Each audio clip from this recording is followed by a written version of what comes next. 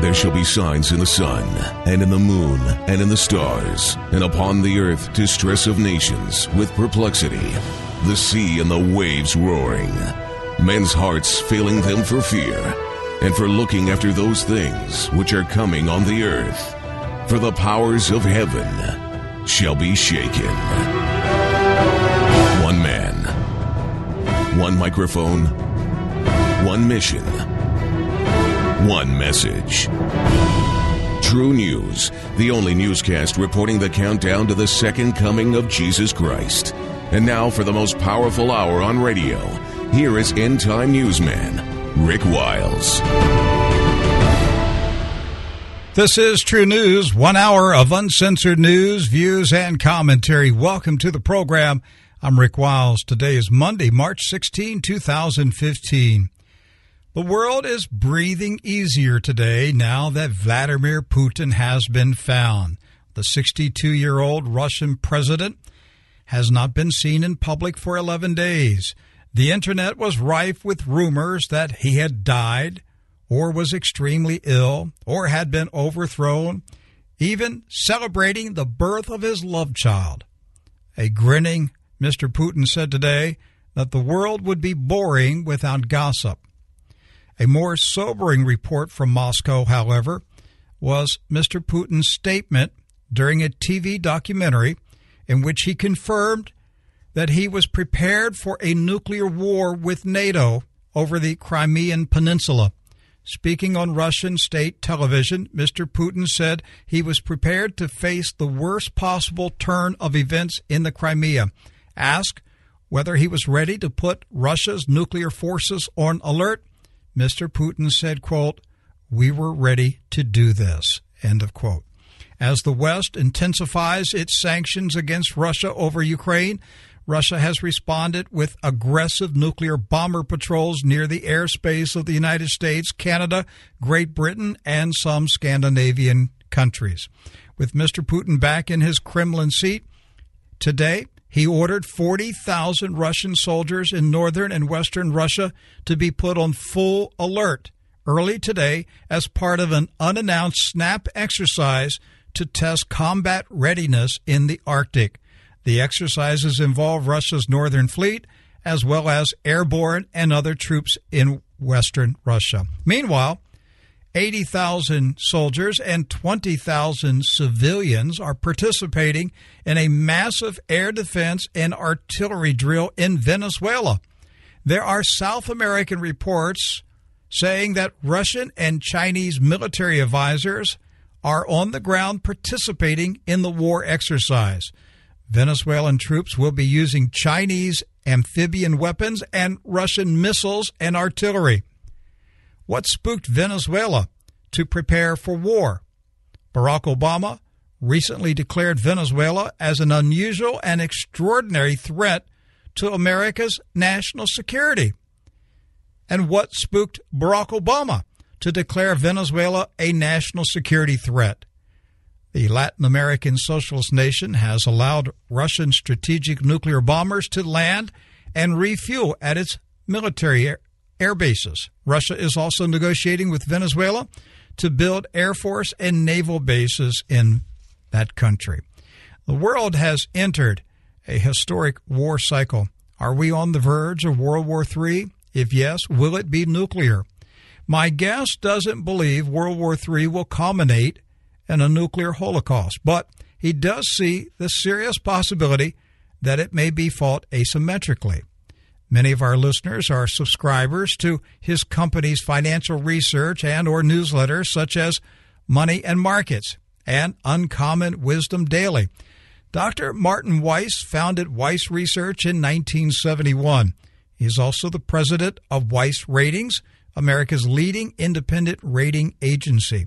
And he is the chairman of the Sound Dollar Committee, originally founded by his father in 1959 to help President Dwight Eisenhower balance the U.S. budget. Dr. Weiss's most recent book is The Ultimate Money Guide for Bubbles, Busts, Recessions, and Depression. Well, Dr. Weiss, welcome to True News. Thank you for having me. Yes, sir. I read your commentary on moneyandmarkets.com, World War III, how, where, and why. Why are you confident, or at least hopeful, that World War III will not involve nuclear weapons?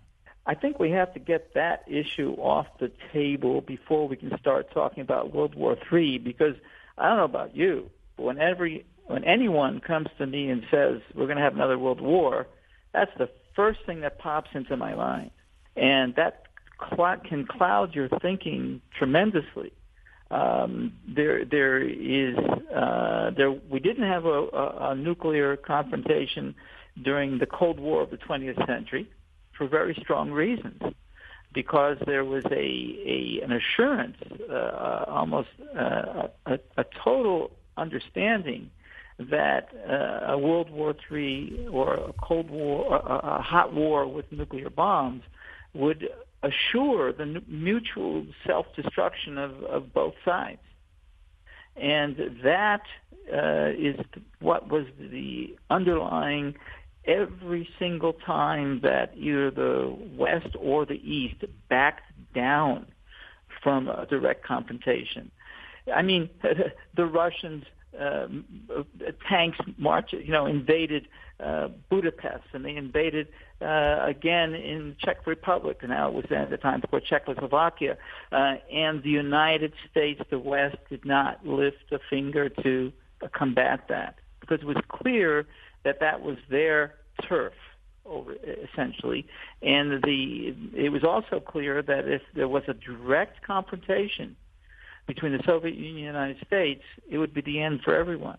And again, in the Cuban Missile Crisis, in this time, it was the Soviet Union that backed down, and again for the same reason.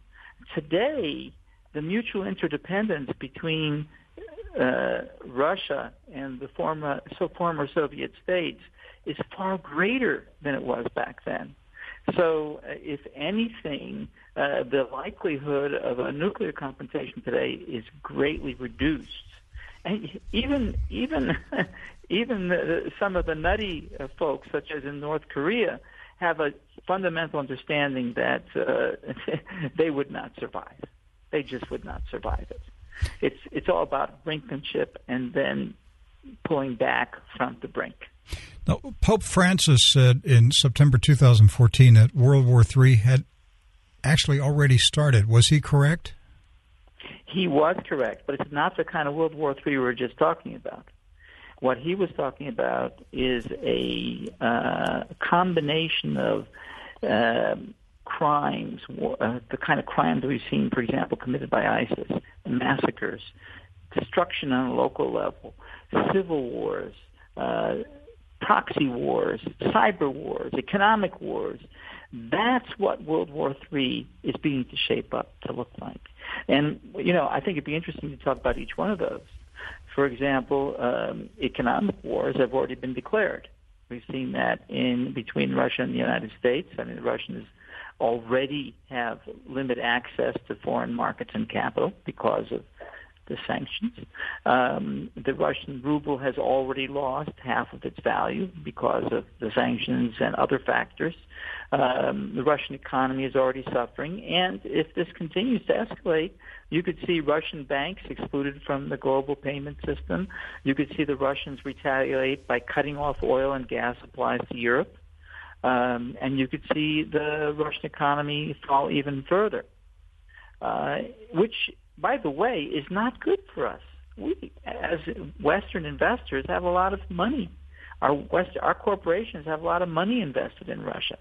And so it's bad for everyone when that happens. We also have we have proxy wars. When I say proxy wars, I'm talking about civil wars on a local level where each side uses the combatants as kind of a proxy for fighting a war, but never confronts the other directly on the battlefield. You remember the Vietnam War. That was a classic example of a proxy war where the United States was involved heavily with its troops. I mean, over the 11-year period, we had 2.7 million U.S. troops serving on the ground in South Vietnam. At that time, the Russians were the biggest suppliers to North Vietnam of weapons. So we were fighting Russia on a proxy level. Opposite happened. The same thing happened when the Russians invaded Afghanistan in December of 1979. They had their troops on the ground, but we were supplying their enemies with weapons and logistic support. But never during the entire 20th century was there a significant confrontation directly between the two powers. And that's the type of thing we're going to see here today. Dr. Weiss, you mentioned the economic sanctions on Russia. Historically, aren't economic sanctions considered acts of war? Sometimes they are. I mean, let's think about pre-Pearl Harbor. The U.S. put sanctions on Japan. Japan responded by bombing Pearl Harbor. Correct. So it depends on the interpretation. They'll call it what they want to call it. And sometimes they'll avoid calling it an act of war because they don't want it to escalate the tensions. And sometimes they'll call it an act of war as an excuse for retaliating with another act. So in the case of the pre-World War II economic actions, they had already made up their mind that they're going to bomb Pearl Harbor, and so they used that as a justification. Today, I don't think either side has made up their mind about anything, and so they're seeking to avoid. I mean, look how the Obama administration bent over backwards to avoid the word invade or attack with respect to Russian troops in the Ukraine. And look how Putin, despite everything he says, just in his latest interview, for example, keeps referring to the United States as our good friends and partners. I mean, you don't see that this is going to escalate to a direct confrontation, but we are seeing an escalation on the economic plane. We are seeing an escalation in terms of the proxy wars I mentioned a moment ago, and the third and perhaps most concerning level of confrontation is cyber wars. Before we get there, sir, I want to ask you one more question regarding the economic sanctions. The U.S. and the European Union are currently openly discussing kicking Russia out of the SWIFT bank wire network. Now, a SWIFT cutoff would strangle Russia. How do you expect Russia to respond to such an extreme action? With cutting off the oil and gas supplies to Western Europe. So they will retaliate by cutting off all the natural gas going into Europe. Right. Well, I don't know if they cut all of it off, but yes, what seems to be taking place is that each of these kinds of wars is kind of at this point in time segregated into a separate box. But at what point does this thing erupt into an old-fashioned barroom fistfight? You mean an all-out battle between the United States and... No, I mean, if we cut off the banking system in Russia, that they can't get any money in and out, and then they cut off the natural gas to Europe, and Europe is freezing. I mean, these are acts of war. I mean, this isn't just calling your mother a name. I mean, this is like really punching you in the lips. Well, first of all, if it happens, okay, then let's ask. Then you will have to see then. But we're basing a forecast on a forecast. Mm-hmm. So we're forecasting that the economic sanctions and the economic actions by the West are going to be escalated. And then we're forecasting what the retaliation is going to be. And then we're seeking to forecast what the next step is going to be after that. Mm-hmm. And what I'm telling you right now is that each of these kinds of wars is, at this point in time, contained in a separate box. So economic aggression is being responded to with other economic measures. Cyber war is being responded to on the cyber level. And the proxy wars, which is the third level of this, is being again localized to those to the proxy. To those local disputes. Mm-hmm. We have not yet seen one of these categories kind of trigger another in a big way. So it's too soon to anticipate an all-out war. And I don't think that's going to happen because it would be mutually self-destructive. All right. Now you mentioned cyber war. It's going to get worse. It's going to get worse, mm-hmm. but it's not going to get worse to the point of a nuclear holocaust. But it's going to ramp up. It's going to ramp up incrementally. What are some of the asymmetrical warfare strategies that Russia and or China could use against the USA? You mentioned cyber war. Let's talk about that one. Well, let's first recognize that the United States was the one, essentially was the first in this cyber warfare arena with its attacks on Iran. Mm-hmm. And then Iran retaliated. And now we have, it's been an open sesame. Now you have China and Russia and North Korea mounting serious attacks on the United States. Do you remember last year, Homeland Security said that there is a Russian version of Stuxnet that has been placed on U.S. infrastructure like dams, power stations, and so forth. That story appeared for about a day or two, but they said it's been there for it's been on our infrastructure computer systems for about 2 years. Now, that says that they've penetrated the systems, and at their leisure, they can activate these Trojan horses that are inside our systems. If this is, to me, and to anyone who understands the Internet in depth, the most concerning kind of warfare, because it's so easy.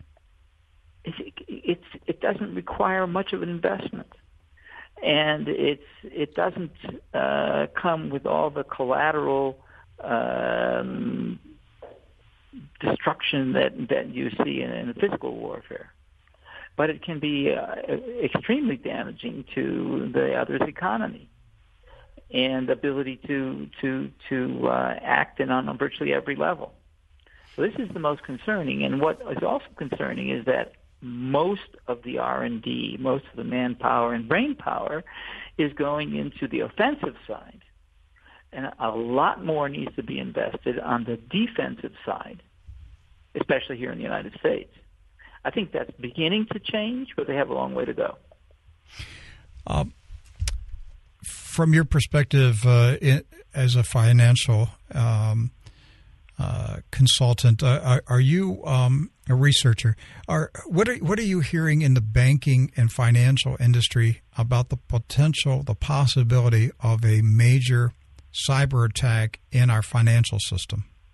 I don't have to be an insider in that world to know what's going on there. Mm-hmm.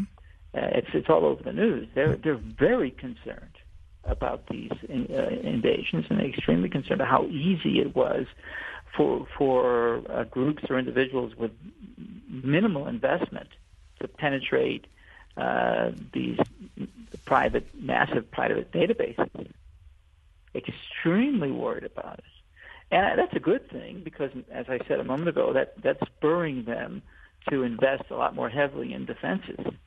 And the key is that the Internet was not designed initially to be open to the masses. The Internet was initially designed for a limited number of very large governmental and university institutions for exchange of data and research. It's a very rarefied, small, elite group of institutions that even had access to the Internet and very low speeds. Now you have, everybody with a cell phone. It's almost, it's almost half the world's population with access to the Internet, and at speeds that are far, far higher than what the State Department or the CIA was taking advantage of, 30 years ago. Are we going to go to a two-tier internet system, one for government and major corporations and one for the public? Well, with the new ruling on net neutrality, not right away. Mm-hmm. But the point that I'm making is that the internet was not designed for the masses initially, and therefore the security was not the issue. And even when the World Wide Web was launched and it began to expand to the masses, again, it was all about access, and freedom of access, not about security. Security has lagged behind that process by several steps, and now they got to catch up. They know they got to catch up. So I think that from an investment point of view, I think the big opportunity here is with companies that are going to step up and begin to plug those security leaks and plug those holes. Do you foresee that we're going to go to a biometric system for logging on to the internet? I think that what you said a moment ago is possibly the way that things are going to wind up, and that is you will have two tiers. You'll have an internet for extremely secure confidential information, and you'll have another kind of internet for just the ordinary business of exchanging email and researching Google searches and so forth. Dr. Weiss, the asymmetric warfare tactic that troubles me the most is an electromagnetic pulse attack, where an enemy nation simply explodes a nuclear device 300 miles above us in the air, and lights go out, for a century. There's no way to repair anything. That to me is the most terrifying because, we're just dead ducks. We're just sitting here. No electricity, no water, no food, no infrastructure, none of the systems of civilization. Everything's down. It becomes a Mad Max zone. And that's the one that worries me the most. And I have seen. Well, I understand what you're saying as far as initial shock is concerned, but I don't understand what you're saying in terms of the ability to recover from that. Well, you can't recover because you have no infrastructure to repair anything. Everything's down. If all of your factories are down, if all of your technology has been immobilized, where are you going to get the electronics? Are you going to buy it from China, and they're the ones that just took you out? That's what I'm saying. I mean, the power generators, the equipment that we would need to rebuild the substations could take 5 to 10 years to manufacture and ship here. I mean, the country could literally be in the dark for 25, 30 years. And by that time, there won't be anybody alive, and your foreign troops will be here gathering up the spoils. But that's the one that really bothers me the most. We're just going to wake up one day and the lights are out. Dr. Weiss, I want to before you go, I want to ask you regarding the BRICS. They are seeking. Well, they're planning to unveil this year their alternative to the World Bank, also the IMF and the SWIFT bank wire system. Is World War III being fought over control of the world's banking system?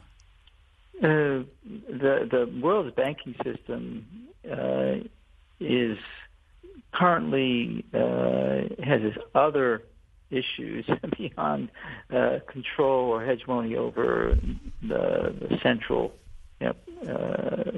World Bank type of lending that you're talking about. Mm-hmm. And I think that those issues are the primary concern that we should have as investors.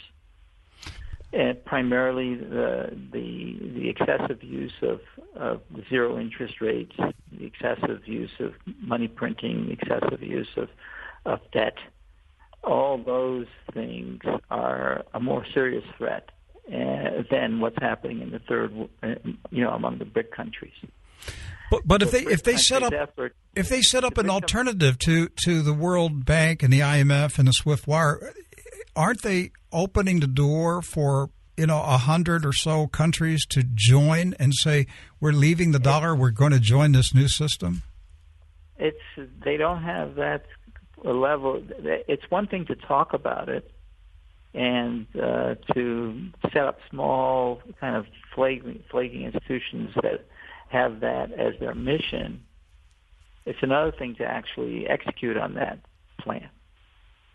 And in today's world, it's just not feasible for those small institutions to take over that much control. What is a bigger threat is not what the BRIC countries are trying to do, but what the IMF and the World Bank and the central banks all over the world have been doing to themselves. We're our worst enemies. The Fed is its worst enemy. The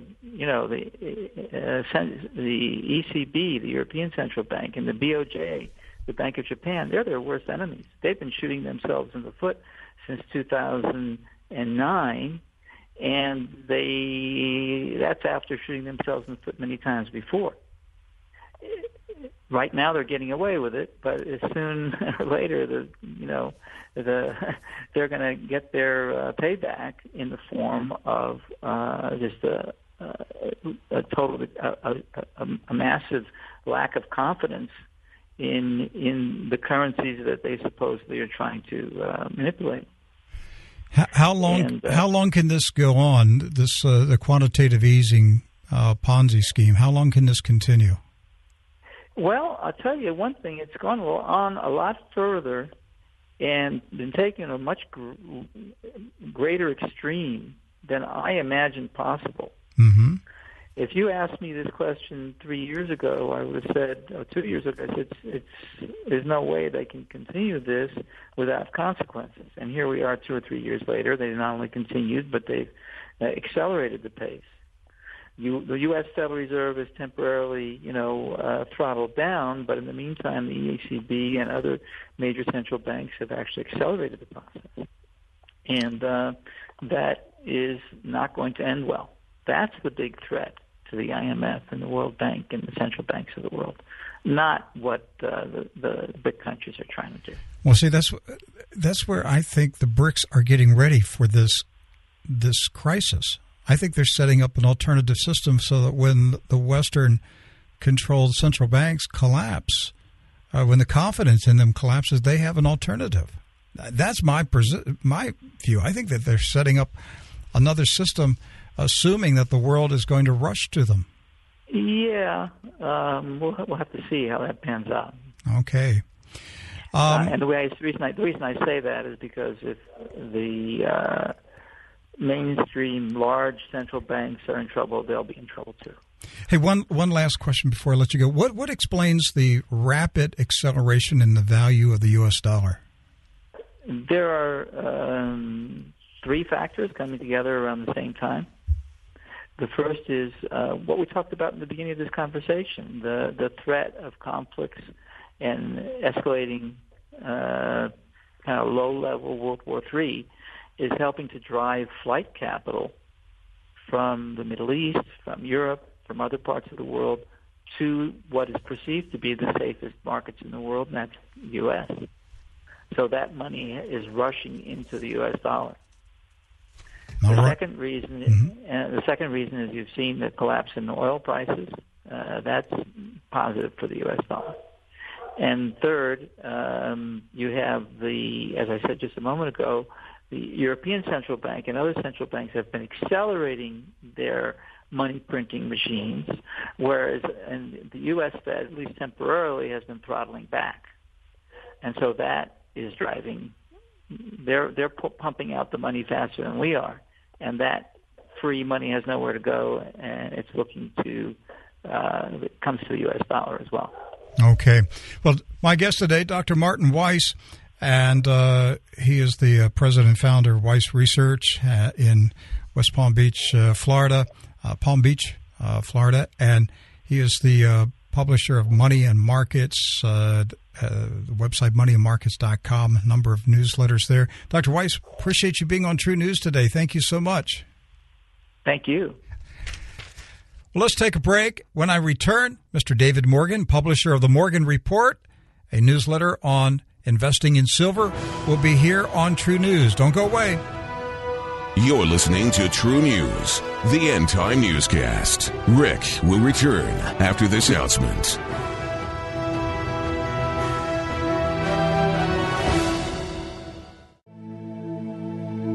This is Max McLean. How does God's love change us? Listen to the Bible from Lamentations 3. Because of the Lord's great love, we are not consumed, for his compassions never fail. They are new every morning. Great is your faithfulness. I say to myself, the Lord is my portion, therefore I will wait for him. The Lord is good to those whose hope is in him, to the one who seeks him. It is good to wait quietly for the salvation of the Lord, for men are not cast off by the Lord forever. Though he brings grief, he will show compassion. So great is his unfailing love. From Lamentations 3. Listen to the Bible. It's great for the soul. Be able to hear the Word of God today and every day. To hear more, go to radiobible.org. Welcome back to True News. I'm Rick Wiles. David Stockman, Ronald Reagan's budget director, told Bloomberg News today that the global economy is falling apart. Now, last month he said the world economy had entered the crack-up phase. He predicted we would see desperate actions by the world's central banks, increased market volatility and losses, deflation in industrial and commodity prices, and decreasing demand due to climbing debt levels.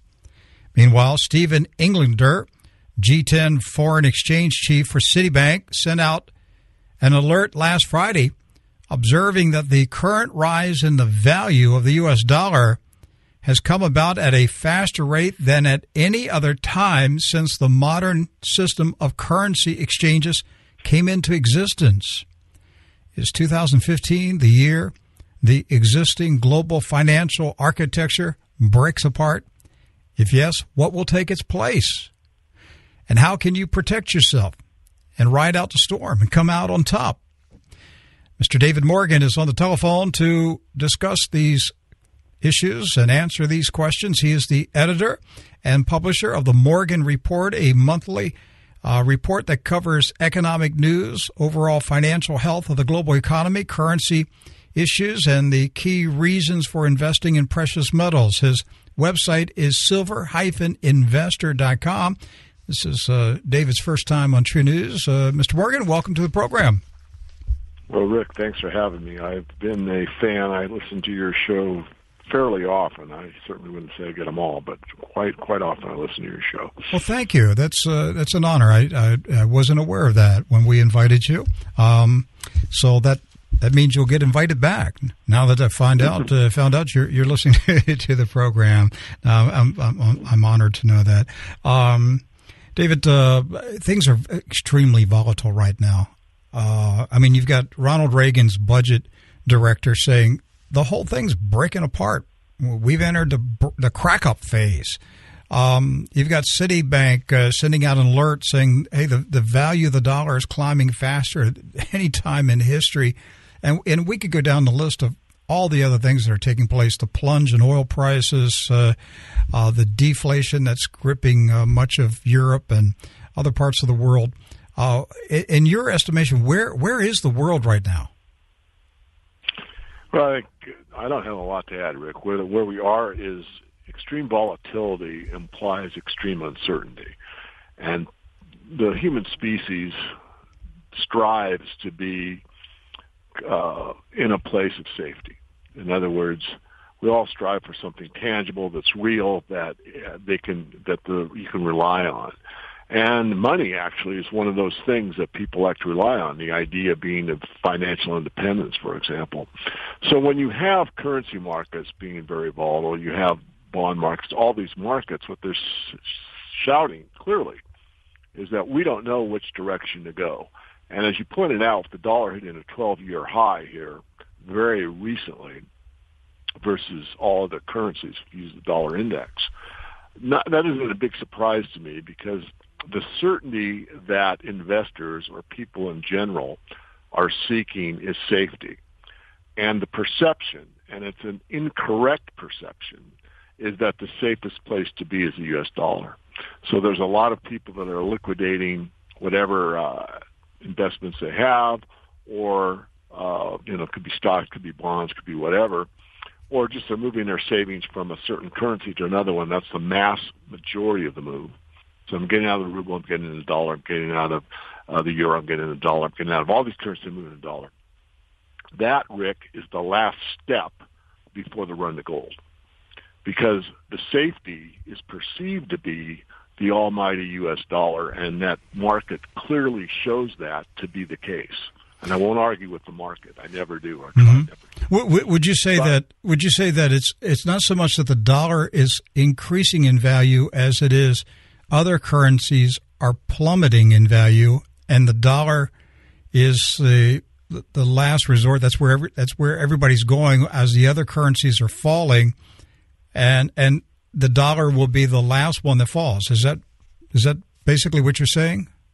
It is what I'm saying. Mm-hmm. And so and then of course, people chase markets. Most people aren't early. Most people are late. So they see the dollar, it's up over 100 on the index, and that's the place to be. So they love to follow. Oh, my neighbor did it, 3 weeks ago, so I'm going to do it now. Yeah, dollar. So it gets overvalued.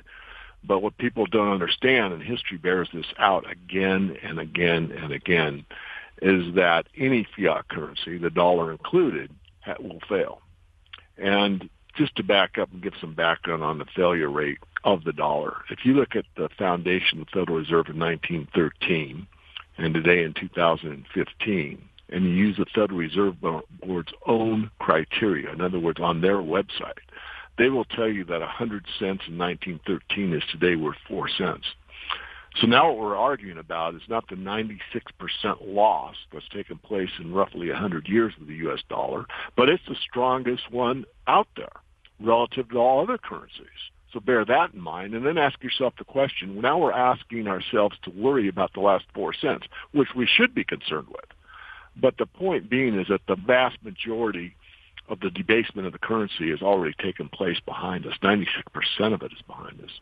So now we have to find out where we're going to go. Well, people pour into the dollar as the vestige of last resort. I call it the banker's last hope. And then what happens is, as it starts to deteriorate, people will run to gold. They'll run to the ultimate currency, which has been that way ad infinitum. But the lesson is that most people don't learn that lesson. And so when the dollar starts to break, there'll be a max exodus out of the dollar. But the gold and silver markets are so small that to put a paper price on them when this takes place is impossible to do. I mean, there's ways to do it. We could talk about that. But the idea being that this is the main question I'm getting. I'm glad you started the show with it, because people say, well, how can the dollar be so strong? It's actually fitting what's called the Exeter Pyramid, which is from John Exeter, which is a New York banker that worked with the Fed, a very smart man, considered to be a gold bug, and he drew out the liquidity pyramid, which is an upside-down pyramid, talking about all the trashy, horrible type of investments that are high risk. As people seek safety, it comes down that upside-down pyramid, and the tip of the pyramid is gold and silver, and that is where people go as the last resort for true safety. But only 1% really of the population understand the role of honest money. Most of the other people believe the government propaganda that the dollar is the safest place to be. David, I didn't understand this until about a year ago, and the light came on for me one day interviewing Jim Willey. And Jim said, because, I said something about the crash of the dollar, and he said, Rick, the dollar's not going to crash. It's going to soar. He said, it's going to soar in value. And I said, well, then what's going to happen? He said, it's not going to crash. It's going to be replaced. It's going to soar so fast, so high, that the world will have to eliminate it, replace it. It's going to cause such imbalances in the world system, they will have to replace it. Do you see something like that taking place? Well, certainly I don't rule it out. And secondly, just for the record, Jim and I are pretty close, and I read his stuff, and I don't know if he reads mine or not anymore. But no, he's a very good thinker, and that certainly could be the case. But the point is not lost, and the point is that the volatility is there and the uncertainty is there, and that just reinforces that point. If that's the direction it goes, then it builds on the case that there's so much volatility and uncertainty that we don't know what to do now. The dollar's worth this much. We have to do something. See, the bankers are going to try their best to stabilize the system, and they probably already have plan A, B, and C in place. But as you and I both know, the large and in charge person isn't human. And so they may have plan A, B, and C, but it may not be implemented as easily as they take for granted. Well, time will tell on that. Do you think the central banks have any bullets left in their revolver, or have they shot them all? No, I don't. I mean, the only bullets they have is to continue to debase the currency, which was what the Eurozone is doing currently, and they play games back and forth saying that, they've stopped QE in the United States, which is Boulder Dash, but they outsourced it. They let another. No, yeah, they outsource it to Europe or Japan, or even in Belgium, for example, buying this quantity of U.S. bonds that is so far beyond their GDP, it's ridiculous. So we know where that came from. But the point being, again, that no, they don't have a way out other than what I'll call quote unquote controlled crash, meaning that they're probably already set with another currency. Maybe it'll go to the Amero, maybe it won't. Maybe it'll go to the Globo. I think on this one, Jim Rickers is probably correct, and the next one would be the SDR, the special drawing rights that are already in place. I'm not in favor of that personally, but certainly I don't have a lot to say, in the banking system other than my views against it. But David, if they go with the IMF special drawing rights, is that a decision that's made by the West, or is that a decision that will require the participation and acceptance of China and Russia? Well, that's the best question you could ask, and the answer is I'm not certain, but it would be Western dominated. And yet, the most important thing I put out on my briefing for Reuters this week was that the United Kingdom has said that they are going to be one of the initial members in this counter World Bank to the current IMF World Bank. Yeah, and the United States got really upset about it. Well, they should be, because it's always been the Anglo-American Empire. And my study, and I'm not saying I'm 100% right, but the idea is correct. The Anglo-American Empire basically comes out of London. It's a London Wall Street buddy-buddy system that's been controlling the global empire from a monetary aspect for a very, very long time. And so for now, the UK to come and say, hey, we're going to go with the BRICS, so they're playing both sides against the middle here. Would you think are you saying that the Rothschilds would do something like that? I'm saying that they are self-serving to the maximum, and they'll do whatever they think is in their interest, and they could care less. They're globalists, as you well know, Rick, and I know That's right. It's a bit of a rhetorical question. Well, London has also announced that they will become, at least it's their goal, to become the Sharia finance capital of the world. Sure. As long as they have control of the money. I mean, as the quote is famously attributed to Mayor Rothschild, I care not who makes the laws, give me control of the money, and, I care not who makes the laws, so if they have control of the money. So they don't want to lose that. So again, playing both sides against the middle, it's like, we'll be with this other bank, and we'll, do Sharia law banking, and we'll do whatever it takes, because we want to be the number one banking entity on the planet. That's what it boils down to from my very studied perspective. But what this means, I mean, if Great Britain is lining up with this new system, then America's strongest ally has double-crossed us. I would say, yes. So are you saying that the rest of the world realizes the dollar is done, is finished? Well, not yet, but that's the direction we've been moving for quite some time. I know your other guests that you've had on the show, and I know, I don't listen to every show, as I said, but I know that most of your listeners have the background that, people have been exiting the dollar for quite some time. I mean, Saddam Hussein said we're going to go to euro for oil payment, and of course he's gone. And then in North Africa, the gold dinar was going to be used for oil payment. Yeah, Gaddafi, he's gone too. But now it's Putin. They're after Putin. Yeah. So anyone that tries to exert I call it again the Anglo-American Empire or the dollar supremacy, usually pays the price. Well, I've often said the U.S. dollar isn't backed by anything but by the Pentagon. I mean, it's our military that backs the U.S. dollar. Oil and military or the military, sure. Right. I agree. So, okay, let's talk about what's happening in Ukraine. Is the showdown between the United States and Russia over Ukraine, is it about territory or is it about control of the financial system of the world? I don't know. I'm not the best geopolitician out there. Of course, I have to look at it in my work, and I do it more from a currency perspective. But you asked my opinion. I'll tell you, I think it's more about warm port going into the Mediterranean. If they don't have the geography is just something is a line that somebody drew on a map. I mean, if you look at what the people around that port are mostly Russian and sympathetic to Russia. So when they voted, I mean, this idea that the West has that, we are democratic, and all this, and then if they have a vote and then it takes place and then they don't honor it. I mean, these things are just ridiculous, but yet they are real and they're very concerning.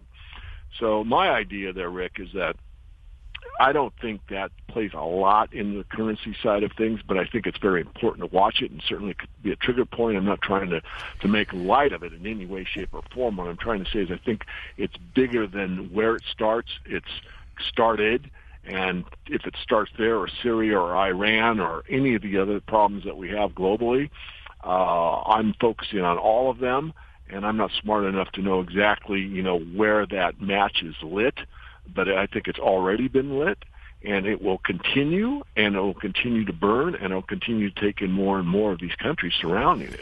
Well, the reason I'm asking, David, is because of the BRICS nations, Brazil, Russia, India, China, South Africa. They have announced that the new World Bank, called the New Development Bank, is going to compete with the World Bank. It will be operating by September or October of this year. They're going to have a new bank wire system set up. They're going to have a new IMF system set up.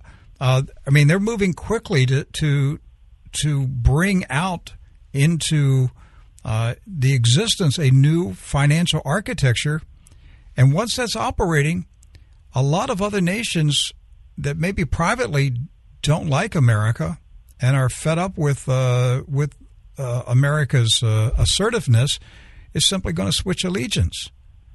And once that happens, you lose 100 countries, suddenly switch over to another financial system. Where does that leave the United States and the dollar?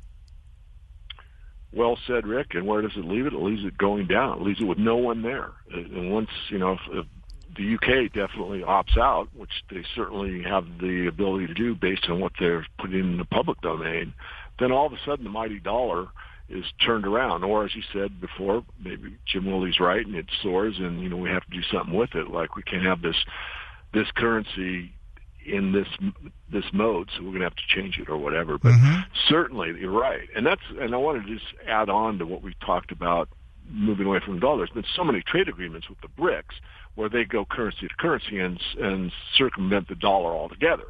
I mean, you have trade agreements with Australia and China. You've got trade agreements with China and Russia. You've got trade agreements with Brazil and China that are just currency to currency and circumvent the dollar altogether. So nobody's been whacked in those cases. It's just continuing to move away from the U.S. dollar, and as you just outlined so eloquently, it's going to be formalized here, where there's going to be a competitor. Wow, what a concept, a competitor in the currency markets that will probably put the dollar in its final phase. David, once the world begins to exit the dollar and they move to gold and silver en masse, is there enough physical gold and silver on the planet right now that's marketable? I'm not talking about what's buried in the ground. Is there enough gold and silver to supply the demand? That's a tough question. I mean, the price is supposed to mitigate whatever the demand is. So the answer, technically is yes. So the price would just be the mechanism where you control that. But I want to go a step further, Rick, and really delve into that question. I believe, very similar to what Greg Hunter has advocated for quite some time, which is at some point you'll either have it or you won't, meaning that people that want to buy it in size, meaning like the Sprott Asset Management, the Zurich Continental Bank, whomever, I mean, people that are large hedge funds, large money managers, ETFs, those type of things, won't be able to get it in size. So that's my answer.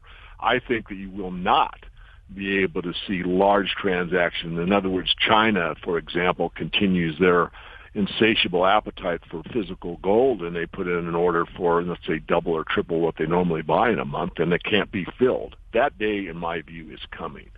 So the answer really is no. Okay, so if China puts in orders for thousands of tons of gold and they can't get their order filled, then the guy on the street that's trying to buy 20 coins certainly isn't going to get his or her order filled. Well, that might happen, Rick. I mean, in that case, someone might say, well, I've got to pay off my mortgage or want to buy a truck or whatever, so they might change it for fiat. If I'm getting, $3,000 a coin for gold and it's just gone from, $2,000 a week before, and I've got debt due, so there'll be some transactions. But as far as getting it in size, no, and also in certain areas, I think you'll be able to go into like a coin shop and say, hey, I want to buy some silver, and they'll say, fine. What rare coin do you want? Oh, I don't want rare coins. I want a silver bar. Oh, you've got about a 10-week back order. We're not sure we can get it. The waiting list is over there. Put your name on it. That type of thing. If there is a global shift in the economic system and the world exits the dollar and goes to a new system, paint a picture for what life is like here in the USA in the post-dollar world. Well, if you could take a road trip with me as a thought experiment and go through some of the poorer sections of larger towns like Detroit as an example, you're going to see this country as a whole move into more and more of a third world type of status. And I'm pretty world traveled, Rick, as you know. And so usually in these other countries, you have gated communities and beautiful gardens and beautiful homes and private security, and then everybody else.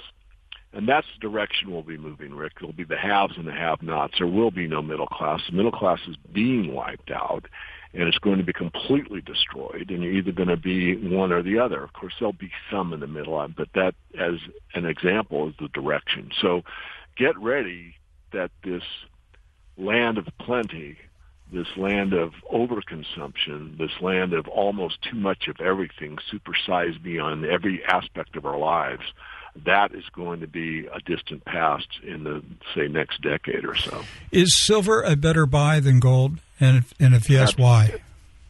It is because it is, well, both are good buys. Both are near the cost of production. But silver is the people's money, and it's a much smaller market than gold. So when things really get rocking and rolling into the precious metals again, gold will get to such a high price that the average person can't afford it. So gold goes to 3,000, 4,000, and it's a number different for everybody. But once it gets back into the thousands, meaning 2, 3, 4,000, then silver will be whatever it is, 40, 50, 60, 100. People will be able to afford 100 or 50 or whatever a lot easier than they can afford 2,000. So that's what happened last time in the bull market. And this time, I believe it'll happen even in a greater degree because it's not going to be a U.S. exclusive market this time. It's going to be a global phenomenon. And once right now there's about 1% of the population that buys gold or silver in any form, counting mining shares or ETFs or any form you want to count. So for another 1% of the population to wake up, in other words, 2% of the global population to wake up to the gold and silver honest money story of why it's important, would be a doubling of demand, but it's still only 2% out of 100%. And that's all it will take to put these metals into the stratosphere. Coins or bars, which is preferable to own? coins for almost everybody. I mean, unless you're a big investor, bars are okay, but I really stress coins at the beginning because they're fungible, and it's, if you have a 100-ounce bar, 100 coins, what's better for you? Obviously 100 coins, because you spend a few at a time, whereas with the one bar, you got to make one decision. You've got to be right. David, you have a book called The Silver Manifesto, and this explains the history of silver and the dynamics of the silver market. If our listeners would like to get a copy of it, how can they reach you to get this? Very easy. It's on Amazon, and we're probably going to give Amazon an exclusive on it. So just go to Amazon and type in The Silver Manifesto or Silver Manifesto. It'll pop up. If you're outside of the U.S., Canada, Australia, or the United Kingdom, there's a notation on the Amazon website that tells you to go to the website, and anyone can do this, thesilvermanifesto.com, and you get a blurb from the book. You get to see what it looks like. You can read a chapter and a half, I think, is on there. We're going to have an audio file up as well. So if you're just curious, you go to the thesilvermanifesto.com website. If you want to purchase it, you can go direct to Amazon, or you can go to the website and be directed to Amazon if that's what you want to do. All right. Our guest, Mr. David Morgan, and he's the editor and publisher of the Morgan Report, the website silver-investor.com. Thank you, David. Thank you, Rick. There are approximately 2 minutes remaining in today's program, and a lot of news on my desk I'd like to discuss. I'm very concerned about what is happening in Russia. We're not getting the full story. Putin resurfaced today following his mysterious 11-day disappearance. And what was the first thing he did today? He ordered a snap nationwide combat readiness drill. He placed the Northern Fleet on full combat readiness alert. Over the weekend, there were many unusual pieces of information seeping out of Russia, such as the photographs of a truck convoy going through Red Square, army tanks in front of City Hall, a Twitter tweet that all Russian diplomats departed the London embassy, and a message to reporters to stand by for a big announcement. Furthermore, the United States closed its embassy in Riyadh, Saudi Arabia. Meanwhile, the U.S. Army plans to send a convoy of armored Stryker vehicles on an 1,100-mile road show through 6 European countries to show solidarity to allies regarding Ukraine and Crimea. Now, each side is flexing their muscles. I must respectfully disagree with Dr. Weiss. I believe we are on the verge of a great war. Perhaps he's correct that nuclear weapons won't be used, but I'm concerned that what may be used will be top-secret scalar weapons never used in previous battles. In April 2012, Mr. Putin said Russia had been testing mind-bending psychotronic weapons that can turn humans into walking zombies by attacking the victim's central nervous system. Those aren't Mr. Putin's exact words, but that's basically what he was hinting was under development.